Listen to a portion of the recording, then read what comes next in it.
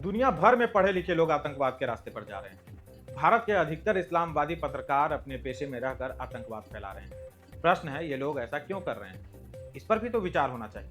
उन सब का कारण एक ही फॉर्मूला है उनका कि उनका मजहब उनको यह सिखाता है और लोगों को बतलाया जा रहा है कि देखो, इस डॉक्टर को न दौलत की कमी, न तालीम की, न मुसीबत ज़दा, न सताया गया, फिर भी केवल इस्लाम के नाम पर कार लेकर दिल्ली में घुसा और फट गया। जब से इसको जिहादीन कहा जाने लगा है, उसने इसकी परिभाषा भी बदल दी। It does not mean a holy war.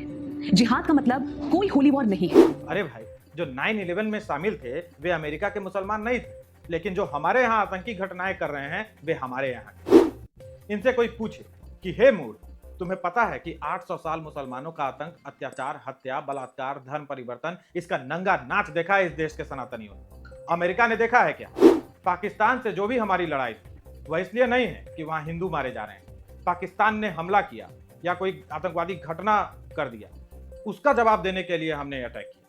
Pahalgam में आतंकवादियों ने हिंदुओं को नाम पूछकर मारा। भारत में किसी सरकार के समय क्या ऐसा हुआ कि पूछकर मारा गया हो कि तुम्हारा मजहब क्या है? मतलब भारत के अंदर के भी आतंकवादी, इससे कोई इनकार नहीं कर सकता। भारत के अंदर मुसलमान है तो भारत के अंदर आतंकी होंगे, लेकिन उन्होंने जो अगली बात कही उससे उनकी नीयत पता चल जाती है।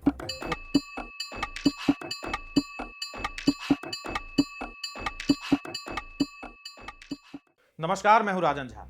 देश की राजधानी दिल्ली में लाल किला के पास 10 नवंबर को कार ब्लास्ट करा दिया गया। इसमें आतंकी डॉक्टर उमर ने खुद को उड़ा लिया था। इस आतंकी हमले में कुल 13 लोगों की मौत हो गई और 20 से अधिक घायल हुए। बम विस्फोट के ठीक पहले सुरक्षा एजेंसियों ने देश में आकार ले चुके बहुत ही खतरनाक टेरर मॉड्यूल का पता लगाया था। सुरक्षा एजेंसियों की कड़ी मेहनत के बाद पता चला कि हरियाणा के फरीदाबाद में स्थित अल फलाह यूनिवर्सिटी असल में आतंकी गतिविधियों का अड्डा बन चुकी थी। यही वह जगह थी जहां से पुलिस ने लगभग 2900 किलो अमोनियम नाइट्रेट, हथियार और बम बनाने की सामग्री बरामद की थी, जो दिल्ली और आसपास के क्षेत्रों में बड़े हमलों की योजना का हिस्सा हो सकती थी। रक्षा एजेंसियों ने इस यूनिवर्सिटी में आतंकी साजिश रच रहे कई डॉक्टरों को गिरफ्तार किया। जी हाँ, डॉक्टर, जिन पर जान बचाने की जिम्मेदारी होती है, वही लोग भारतीयों को मौत की नींद सुलाने की साजिश रच रहे थे। गिरफ्तार किए गए सभी लोग इस्लाम से ताल्लुक रखते हैं। न केवल इस्लाम से ताल्लुक रखते हैं, बल्कि वे पक्के नमाजी और दीन पर यकीन रखने वाले लोग हैं। इसी यूनिवर्सिटी में मस्जिद भी है, जहां लोग तय वक्त पर नमाज पढ़ने के लिए जाते थे। यानी जो लोग देश पर हमला करने के लिए असलहे बना रहे थे, प्लानिंग कर रहे थे, वे लोग समय होने पर नमाज पढ़ने जरूर जाते थे और पूरे अकीदे के साथ नमाज अदा करते थे। इसके लिए यूनिवर्सिटी में विशेष व्यवस्था थी। आतंकी साजिश में मस्जिद का इमाम इश्तियाक गिरफ्तार हुआ है। उसका शागिर्द मुजम्मिल भी गिरफ्तार हुआ है, जो 5 वक्त का नमाजी है। दिल्ली लाल किला ब्लास्ट मामले में 8 लोगों की गिरफ्तारी अब तक हुई है, जिनमें से 5 डॉक्टर हैं और सभी इस्लाम धर्म को मानने वाले यानी कट्टर मुसलमान। दिल्ली की घटना के बाद एक बार फिर से इस्लामिक आतंकवाद और जिहाद पर चर्चा छिड़ गई है। विशेषकर सुसाइड हमला करने वाले डॉक्टर उमर का वीडियो बाहर आने के बाद सोशल मीडिया पर इसे जमकर शेयर किया जा रहा है और लोगों को बतलाया जा रहा है कि देखो, इस डॉक्टर को न दौलत की कमी, न तालीम की, न मुसीबत ज़दा, न सताया गया, फिर भी केवल इस्लाम के नाम पर कार लेकर दिल्ली में घुसा और फट गया। लेकिन यह बात अरफा, साइमा, जुबैर और इन जैसे अनेक नाम वालों को बहुत बुरी लग रही है। इनमें हिंदू घृणा से सने पत्रकार हैं और कांग्रेस के नेता भी। कांग्रेस नेता हुसैन दलवाई को ही सुन लीजिए। ये भाई जगताप जो बोले हैं उसमें बड़ा तथ्य है।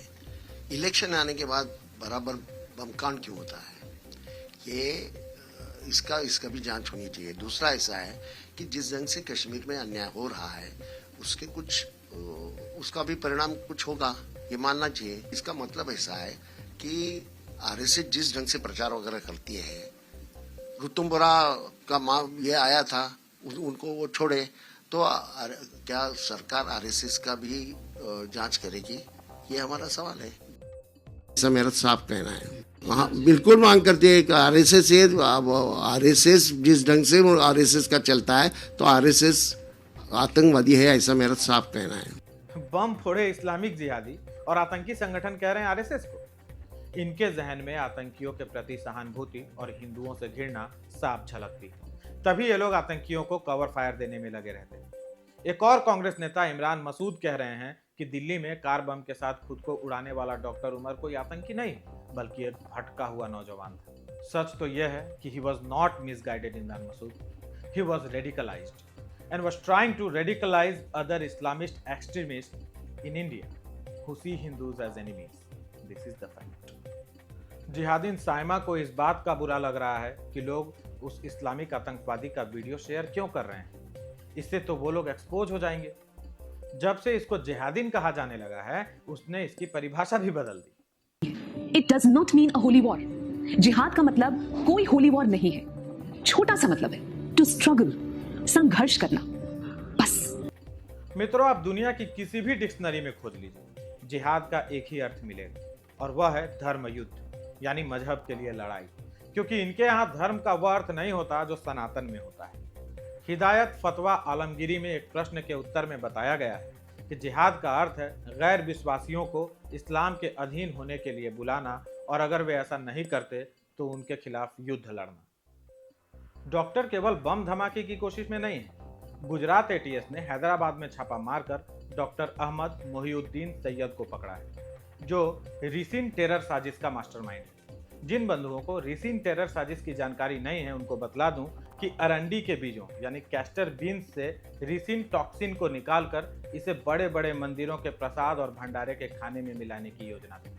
अब तक हुए पड़ताल में पता चला है कि इनकी साजिश 10 लाख हिंदुओं को मारने की।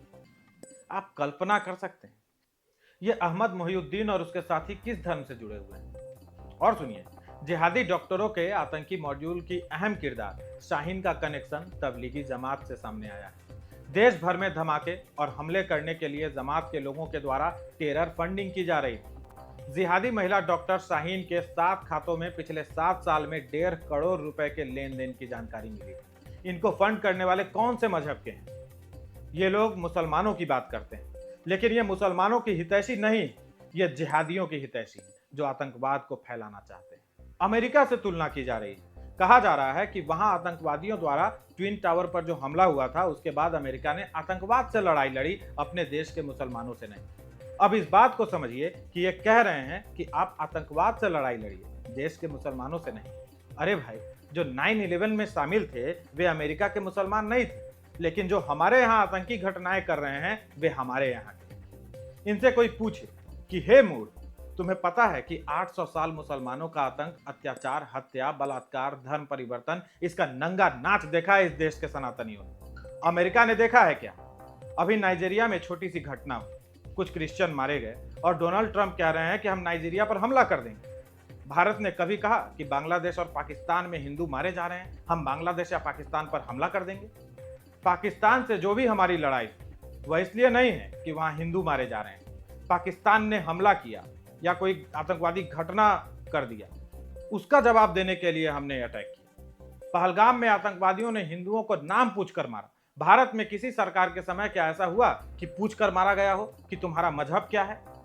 मुस्लिम जिहादियों के पैरोकारों का कहना है कि हर मुसलमान को आतंकवादी बता रहे हैं। हर मुसलमान को कोई आतंकवादी नहीं बतला रहा, लेकिन हर आतंकवादी मुसलमान है। यह तथ्यात्मक रूप से सही है। और क्यों है? पूर्व गृह मंत्री और राहुल गांधी के करीबी पी चिदम्बरम का एक ट्वीट आया है। मैं उसका हिंदी में उसको पढ़ देता हूँ। मैंने जब ऑपरेशन सिंदूर हुआ था तब भी कहा था कि पहले यह पहचान कर लो, यह पता कर लो कि जिन लोगों ने यह काम किया वो भारतीय हैं या पाकिस्तानी। तो उनका सारा जोर था कि होम ग्रोन टेररिज्म भी है, मतलब भारत के अंदर के भी आतंकवादी हैं। इससे कोई इनकार नहीं कर सकता। भारत के अंदर मुसलमान हैं तो भारत के अंदर आतंकी होंगे। लेकिन उन्होंने जो अगली बात कही उससे उनकी नीयत पता चल जाती है। उन्होंने कहा, हमको इस बात पर विचार करना चाहिए कि आखिर ये पढ़े लिखे युवा आतंकवादी क्यों बन रहे हैं। अब इस भोलेपन को क्या कहा जाए? अगर यह समझ में नहीं आ रहा तो आपको सार्वजनिक जीवन में और राजनीति में रहने का कोई अधिकार नहीं है। इसका मतलब आप दोगले हैं। आप सच को छुपाने की कोशिश कर रहे हैं। आप दरअसल आतंकवादियों को बचाने की कोशिश कर रहे हैं। दुनिया में कहीं भी देख लीजिए, पढ़े लिखे आतंकवादी मिलेंगे। ओसामा बिन लादेन लंदन में जो ट्रेन में बॉम्बिंग उसमें जो शामिल था वो इंजीनियर था। दुनिया भर में पढ़े लिखे लोग आतंकवाद के रास्ते पर जा रहे हैं। भारत के अधिकतर इस्लामवादी पत्रकार अपने पेशे में रहकर आतंकवाद फैला रहे हैं। प्रश्न है, ये लोग ऐसा क्यों कर रहे हैं? इस पर भी तो विचार होना चाहिए। उन सब का कारण एक ही फॉर्मूला है उनका कि उनका मजहब उनको यह सिखाता है। उनका मजहब कहता है कि जो भी नॉन बिलीवर्स हैं उनको जीने का अधिकार नहीं। यह आतंकवादी इसी सोच के कारण बनते हैं। वे यह जान मान कर चलते हैं कि हमारे मजहब का आदेश है कि जो भी नॉन बिलीवर हैं यानी जो भी काफिर है उसको मारना मजहब का काम है। अगर डॉक्टर बनकर भी आप आतंकवाद के रास्ते पर चल रहे हैं तो जाहिर है आप अभाव के कारण या फिर किसी अत्याचार के कारण आतंकवादी नहीं बन रहे हैं। आपका मजहब यही सिखाता है। इन डॉक्टरों को कौन हैंडल कर रहा था? एक मौलवी। उस मौलवी के कहने पर चल रहे थे और वह मौलवी क्या सिखाएगा? यही सिखा सकता है। तो भारत में जितने इस तरह के संस्थान हैं जो मजहबी शिक्षा देते हैं, इस्लाम की शिक्षा देते हैं, वह जब तक चलते रहेंगे हम आतंकवाद से लड़ते रहेंगे। कभी एक जीत मिल जाएगी लेकिन ज्यादातर समय पर हारते रहेंगे। लेकिन यह कब तक चलता रहेगा? अब लोगों का धैर्य जवाब दे रहा है। लोगों के मन में आतंकवादी घटनाओं को लेकर गुस्सा भर रहा है कि आखिर कब तक इसे बर्दाश्त किया जाएगा और क्यों बर्दाश्त करें। अब लोगों को शत्रुबोध हो रहा है। लोगों को पता चल रहा है कि देश के विरोध में, सनातन के विरोध में, हमारी संस्कृति के विरोध में कौन खड़ा है। ऐसे लोगों की पहचान करना और उनको सजा देना जरूरी है। सिर्फ आतंकवादियों को ही नहीं बल्कि इनके जो मददगार हैं जैसा तथाकथित इस्लामवादी पत्रकार और संस्थाएं, अर्बन नक्सली, उनके खिलाफ भी कड़ी कार्रवाई करनी चाहिए। जैसे ही कोई आतंकवादी पकड़ा जाता है ये मुसलमान मुसलमान चिल्लाने लगते हैं। इनमें से किसी को भी मुसलमान की कोई चिंता नहीं है, कोई लेना देना नहीं। इनको चिंता है सिर्फ आतंकवादियों की। आतंकवाद चलता रहे, हिंदू मारे जाते रहे।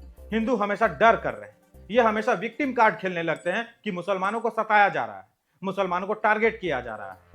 भारत में मान लीजिए कि यह सब हो रहा है। दुनिया के और देशों में क्या हो रहा है? दुनिया के और देशों में मुस्लिम संगठन क्यों हिंसा कर रहे हैं? जब दूसरों से लड़ते लड़ते थक जाते हैं तो आपस में लड़ते हैं। तो हिंसा इनके मजहब का अभिन्न अंग है। इनके लिए हिंसा, बम बनकर फट जाना, मार काट, यह सब सामान्य बात है। इनको इससे कोई फर्क नहीं पड़ता कि कितने लोग मारे जाते हैं। इनका उद्देश्य पूरा होना चाहिए। वे अपने लक्ष्य के लिए लड़ रहे हैं और उसके लिए जान देने और जान लेने दोनों के लिए तैयार हैं। इसलिए आप भी इनका सामना करने के लिए तैयार होते रहिए। आज के लिए इतना ही। वीडियो को अधिक से अधिक लोगों तक शेयर कीजिए, चैनल को सब्सक्राइब कर लीजिए। आर्थिक सहायता देने के लिए QR कोड को स्कैन कर लीजिए। जल्द मिलेंगे। धन्यवाद।